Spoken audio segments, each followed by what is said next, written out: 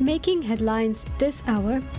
President Dr. Mohammad Muizz says responsible journalism is essential for empowering citizens and maintaining transparency in a democratic society. The Maldives prepares to host the 30th session of the Indian Ocean Tuna Commission (IOTC). Bank of Maldives (BML) says it sold $136 million in telegraphic transfer (TT) transactions across 40,944 transactions as of last month.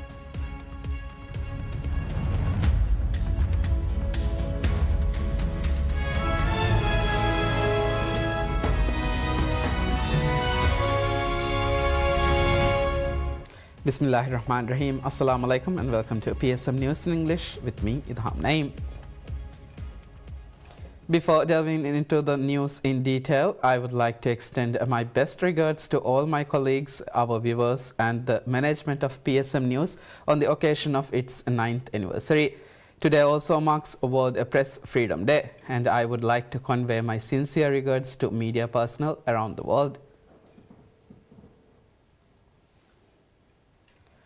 President Dr. Mohammad Muizz says responsible journalism is essential for empowering citizens and maintaining transparency in a democratic society. In a statement marking World Press Freedom Day, the President extended his greetings to media professionals in the Maldives and acknowledged the work of journalists. He described the media as the fourth estate, acting as a link between the branches of the state established under the Constitution. He also noted that while freedom of expression is highly valued in Islam, it comes with ethical boundaries, including the need to protect societal interests, maintain peace, and safeguard human dignity. The President said creating a safe and supportive environment for journalists has been a priority for his administration, reaffirming his commitment to upholding constitutional rights for the press. He also referred to ongoing global discussions about the relationship between journalism, technology, and human rights, adding that initiatives under the Maldives 2.0 program aim to improve the country's information ecosystem. President Muizz said the government is working to address challenges faced by the media sector, including financial sustainability in a small population, while also supporting the development of skilled media professionals. He highlighted the importance of recognizing efforts to defend press freedom and access to information, saying independent journalism plays a key role in civic engagement and safeguarding factual reporting. He concluded by reaffirming the Maldives' commitment to supporting the media and encouraged journalists to continue their work with integrity. The Maldives prepares to host the 30th session of the Indian Ocean Tuna Commission (IOTC). The meeting is scheduled to take place from the 4th to the 15th of this month in Male.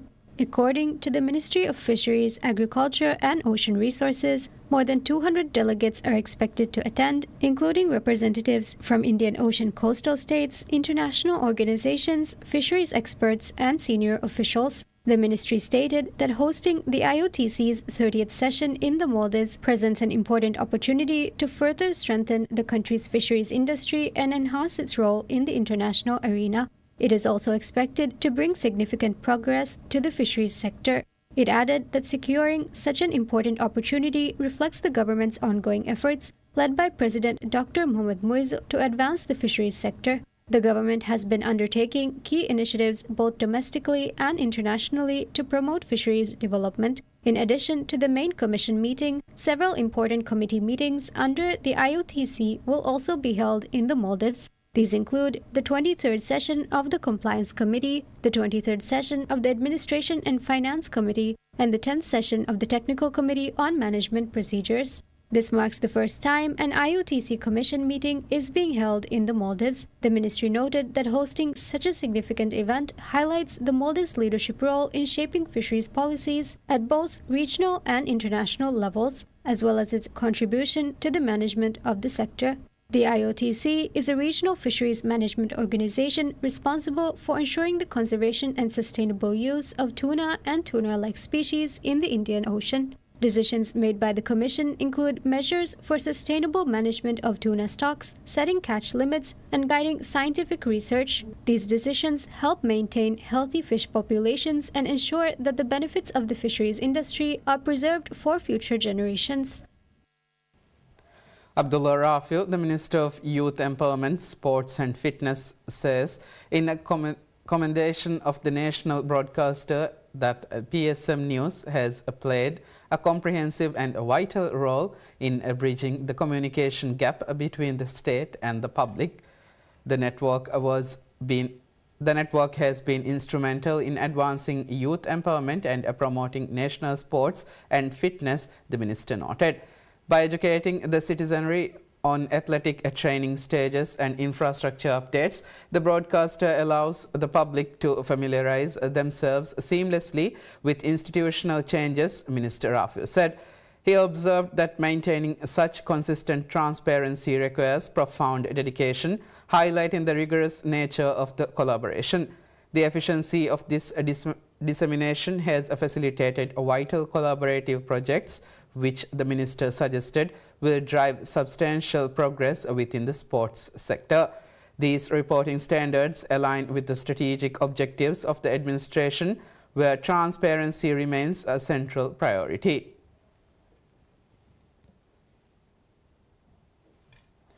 Bank of Maldives BML says it sold $136 million in a telegraphic transfer TT transactions across 40,944 transactions as of last month. Speaking at a press conference, BML's Chief Executive Officer and Managing Director Mohammad Sharif shared statistics on foreign exchange transactions and sales. According to the bank, average monthly TT sales rose to $34 million this year, up from $15 million in 2025. In total, the bank sold $296 million for foreign point of sales, POS transactions, and telegraphic transfers, compared to a monthly average of $47 million in 2025. Over the past 4 months, the monthly average has increased to $74 million.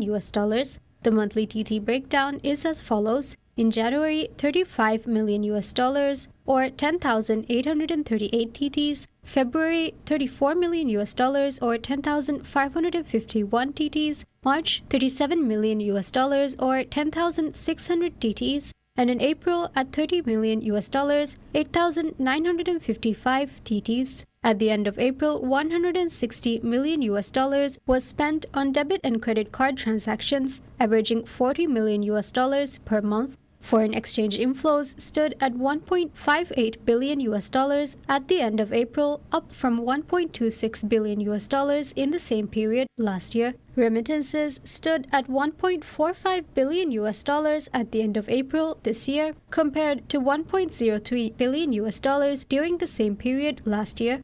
For cross-border transactions, $306 million was received from abroad, while $414 million was sent overseas.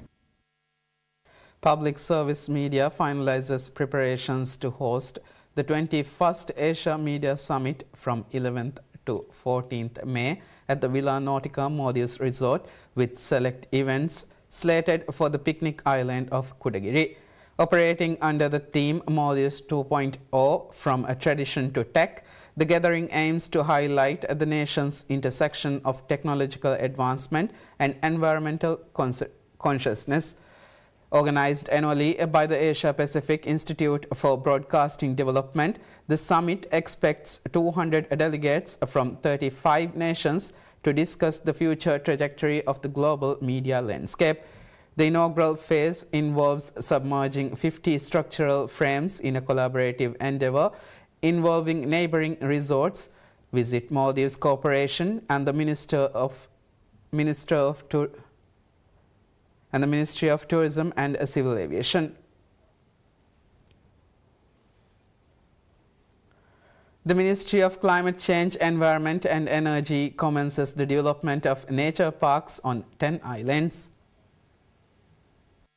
President Dr. Mohamed Muiz has finalized a policy to establish at least one nature park in every atoll. Submissions of proposals from interested islands have been open since 2024. The ministry stated that numerous proposals were received and assessed. Based on this evaluation, development has now begun on the 10 islands that achieved the highest scores. The selected islands are Morladu in Ha Alif Atoll, Kumundu in Hadal Atoll, Landu in Nun Atoll, Hura in Kaf Atoll, Omadu in Alif Dal Atoll, Korufushi in Mimu Atoll, Kimidu in Tha Atoll, Gang in Lamu Atoll, Konde in Gaf Alif Atoll, and Fior in Gaf Dal Atoll. The ministry noted that the concept and scope of each project were determined in consultation with the respective island councils. Work is currently underway to finalize and sign grant agreements with the councils. The government has already established nature parks in several regions, including Phomlok City and Ardo City. These developments have supported the growth of the tourism sector and continue to deliver wider economic benefits. The Maldives Media and Broadcasting Commission (MMBC) highlights the crucial role annual reports of media outlets and publications play in the development of media in the Maldives. MMBC has enacted a comprehensive new framework for the registration of newspapers and magazines, central to which is a mandatory annual report on their operations. Media outlets that fail to submit the detailed report will face financial penalties, the Commission has stated. Speaking on the Raja Miyadu program on PSM News, Ibrahim Ashraf, Director of Broadcast Regulation at the MMBC, explained that the annual reports will require publications to provide data on the number of articles published across various fields. He projected that this collection data will, within 2 years, provide a clear and definitive picture of the scope and focus of the Maldivian media sector. He further highlighted the report's role in identifying training needs for journalists and its importance for the overall development of the journalism field. A significant aspect of the new policy is its relevance to funding. Ashraf noted that these reports will serve as crucial information for potential donors. By accurately identifying the situation and operational scale of a publication, including smaller outlets, the annual reports will be instrumental, particularly when foreign entities are considering providing financial assistance. The new rules also formalize the classification of print media into 4 distinct categories: newspapers, magazines, newsletters, and journals, each with defined platforms for implementation. Key provisions mandate the registration application must be processed within 30 days and require all publications to have a designated editor and a responsible person. Registrations are valid for a period of 5 years and must be renewed 90 days prior to their expiry. Additionally, a publication's registration will be automatically cancelled if it ceases publication for 12 consecutive months. In a move to regulate commerce, the framework also stipulates that any newspaper or magazine wishing to charge a fee from readers must first submit their proposed fee structure to the MMBC for approval. The MMBC has granted a 6-month grace period for all previously registered publications to comply with the new regulation. The Business Centre Corporation BCC says that the application window for the highly anticipated Maldives Expo 2026 is now open, with a deadline for initial registrations set for 31st August.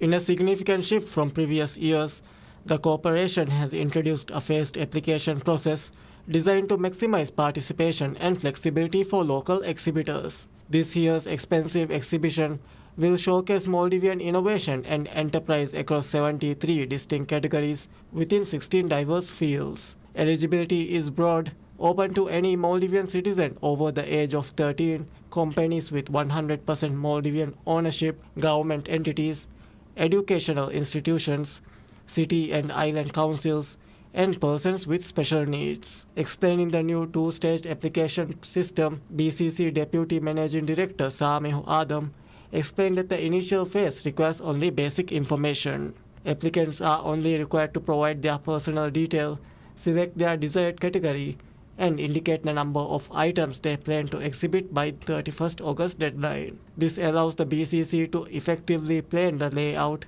and scale of the event. Full product details can be finalized and submitted in the second phase, which remains open until the 15th of September. The new process has already seen a strong response, with over 180 applications received to date. A notable addition to this year's expo is the introduction of a dedicated category for religious content. The BCC highlighted this as a pivotal opportunity for Islamic educators, religious awareness activists, and content creators to present their work on a national platform, further enhancing the diversity of the exhibition. Interested parties are encouraged to submit their initial applications before the 31st August deadline to ensure their space at Maldives Expo 2026. The Maldives Hajj Corporation affirms its commitment to delivering exceptional and satisfactory services to Maldivian pilgrims undertaking the sacred journey this year. With the nation having received an allocation of 1,000 Hajj quotas, the corporation is deploying a highly trained team of assistants dedicated to ensuring a smooth and spiritually fulfilling experience for every pilgrim. The quota includes not only pilgrims but also the essential assistants who form the backbone of the support system. These assistants are tasked with providing comprehensive care covering all logistical needs from transportation between holy sites and accommodation in dedicated hotels to catering services and administrative coordination. Additionally, dedicated teams of health workers will be on hand to address medical needs. Crucially, the assistants are also trained to offer expert guidance and support in all matters of worship, ensuring pilgrims can perform their pilgrimage with confidence and correctness. Emphasizing the importance of preparation, Hajj Corporation Managing Director Mohammed Shakil confirmed that every assistant undergoes a rigorous special training program before departure. Shakil expressed a full confidence in the team's capabilities, stating that the team of assistants is capable of providing any assistance to a pilgrim. An advanced team is scheduled to depart from Maldives on Monday to make final preparations in Saudi Arabia. The pilgrims will then embark on their journey across 4 separate flights beginning 15th May, with each flight being accompanied by its own dedicated team of assistants to provide immediate and continuous support from the moment they leave the Maldives.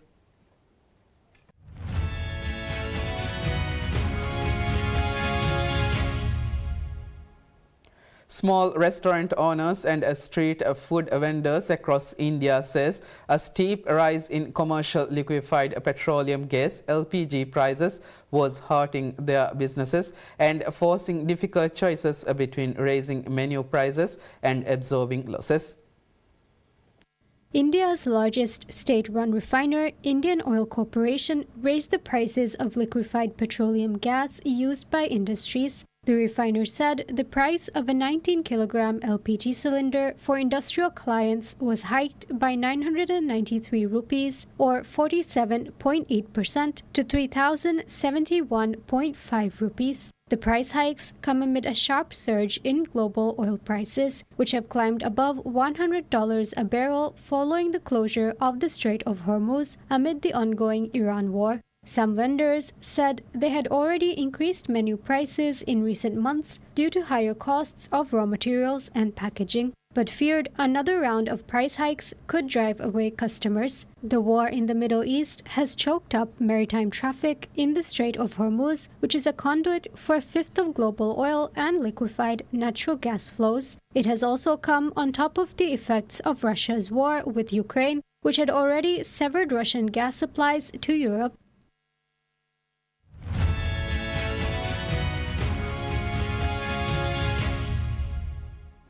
China's ambassador to the United Nations says that there was a need to revisit the UN Security Council's decision to end the mandate of a long-running peacekeeping mission in Lebanon at the end of this year. The UN Interim Force in Lebanon, UNIFIL, established in 1978, patrols Lebanon's southern border with Israel. Last year, the Security Council unanimously agreed to begin a withdrawal of the mission at the end of 2026. Envoy Fu Zong said China, which has taken over the presidency of the Security Council for May, was concerned about the situation in Lebanon. He said there was no real ceasefire in place, only a lesser fire. I would like to ask you about your position on the situation in southern Lebanon after the end or expiration of the UNIFIL's mandate. Yeah. What's your position on this? We are very concerned about what's happening in Lebanon. Actually, people say that there is no ceasefire. There's even a new term which is lesser fire. So it's not a real ceasefire.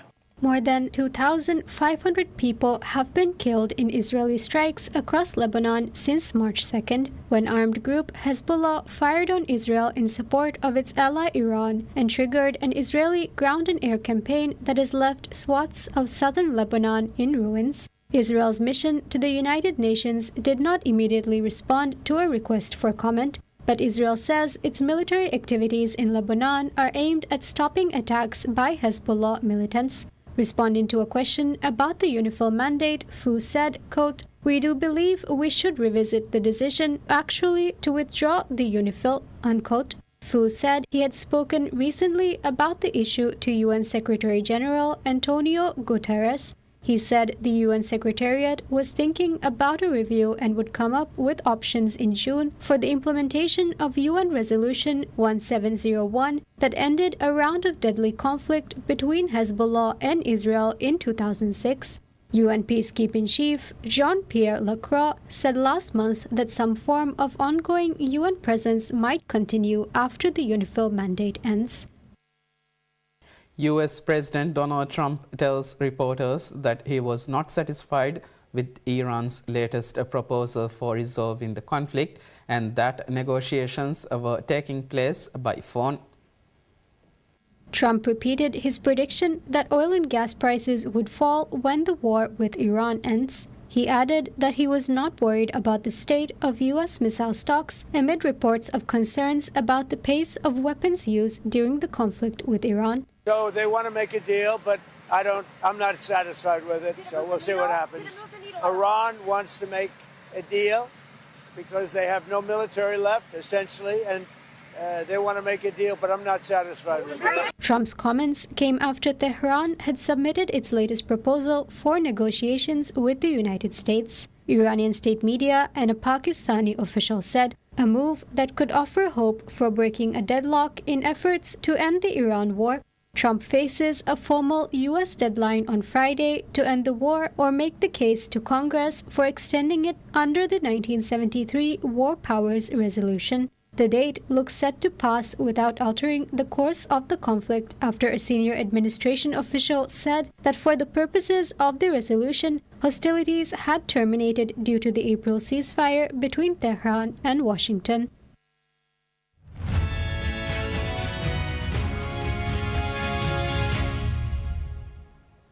Iranian media reports that Iranian Soccer Federation President Mehdi Taj said Canadian officials cleared him to enter the country for the FIFA Congress, but Iran's delegation chose to turn back after being held for 3 hours and questioned at a Toronto airport.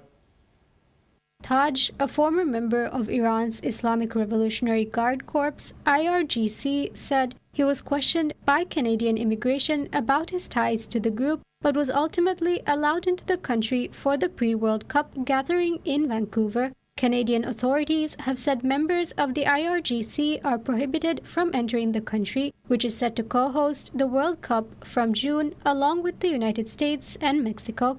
Reuters has contacted Immigration, Refugees and Citizenship Canada, which issues visas to travel to the country, for comment. Taj said FIFA President Gianni Infantino had offered to send a jet to take the Iranian delegation to Canada after they returned to Turkey, but they refused. Reuters has reached out to FIFA for comment.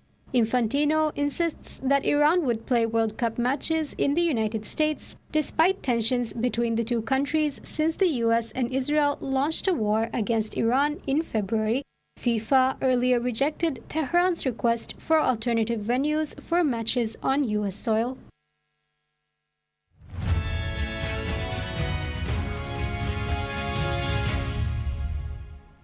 The streets of the historic Italian alpine town of Brixen, also known as Bressanone, illuminates with lights and messages of peace for the 2026 edition of the Brixen Water Light Festival. Projections on the town's monuments and installations set up in its squares aim to convey this year's festival theme of Imagine Peace, with a particular focus on the war in Ukraine. through 24 immersive light art installations by artists from 13 countries displayed across squares, buildings, and along the Isaac and Reens rivers that run through the town. Visitors were able to explore Brixton in a different way. This year's edition on the Waterlight Festival, we put it under the main theme, the peace. And we believe, and the artists believe, that peace starts by ourselves.